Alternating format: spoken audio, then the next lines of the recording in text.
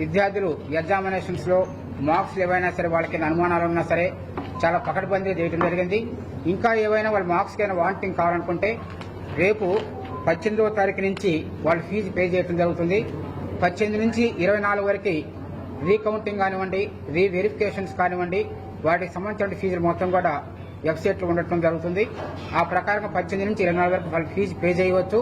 వాళ్ళు fee pay చేసిన తర్వాత వాళ్ళ యొక్క రీవెరిఫికేషన్స్ మనకి స్టార్ట్ అవుతాయి మొత్తం కూడా. అదేవిధంగా సప్లిమెంట్ విద్యార్థులు కానివ్వండి, ఆ తర్వాత ఇంప్రూవ్మెంట్ విద్యార్థులు కానివ్వండి, మే 24 నుంచి 1వ తారీఖు వరకు ఎగ్జామినేషన్ జరుగుతాయి. వాళ్ళకు కూడా మరి ఫీజు పే చేసుకున్న వాళ్ళకి మరి నెల 18వ తారీఖు నుంచి 24 వరకు డేట్ ఇవ్వడం జరుగుతుంది. వీటికి సంబంధించిన అన్ని వివరాలు కూడా కాలేజీ యొక్క వెబ్సైట్స్ జ్ఞానభూమి వెబ్సైట్స్ లో పొందుపరచడం జరుగుతుంది.